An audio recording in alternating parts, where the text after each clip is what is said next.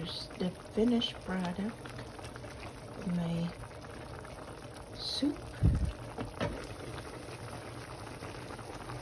And the chicken adobo. It's almost done. And it's food for the week.